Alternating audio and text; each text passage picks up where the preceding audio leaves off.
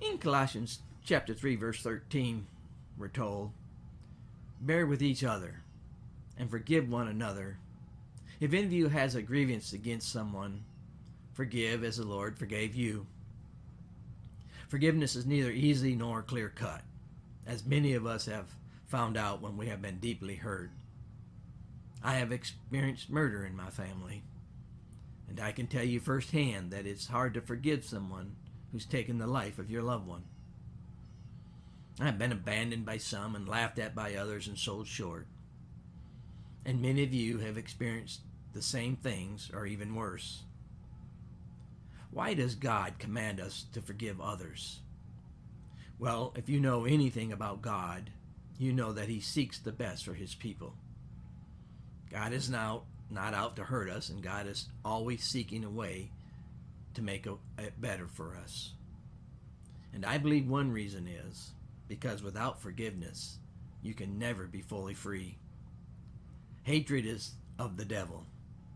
So you will either choose to serve the devil or your heavenly Father. The Bible is clear. Man can't serve two masters.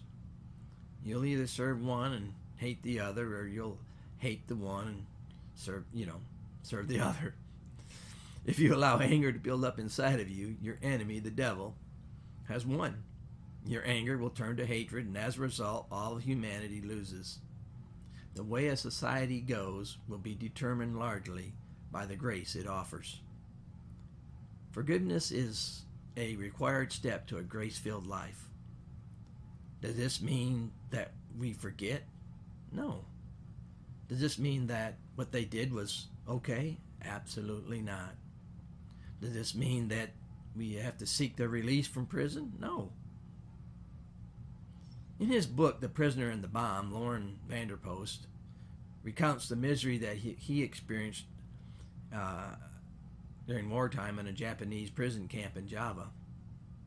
And he writes, the only hope for the future lay in an all-embracing attitude of forgiveness of the peoples who have been our enemies. Forgiveness, my prison experience had taught me, was not mere religious sentimentality. It was as fundamental a law of the human spirit as a law of gravity. If one broke the law of gravity, one broke one's neck. If one broke this law of forgiveness, one inflicted a mortal wound on one's spirit and became once again a member of the chain gang of mere cause and effect from which life has labored so long and painfully to escape. Why is our society so full of anger and hatred? Why do we seem so divided? Could a large part of it be due to our lack of willingness to forgive? Forgiveness does not come to us easily. We must work at it. It's a choice we must make, or learn to make, as painful as it can be. We have to see the necessity of it for the greater good of a society. A society that doesn't practice grace is a society that is doomed to fail. If the church wants to make an impact on the world, it must learn to practice forgiveness. How many of our churches have split over our refusal to forgive? Where did that practice come from? It surely didn't come from God, for he commanded us to forgive.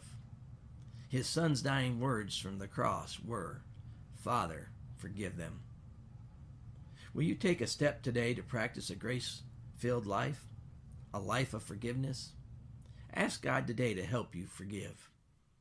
Lord, please forgive me when I allow anger and bitterness to fill my heart, when I refuse to forgive someone who has hurt me. Teach me, Lord, to forgive as you have forgiven me. And this is Jesse Walker with the Glenwood Church of Christ.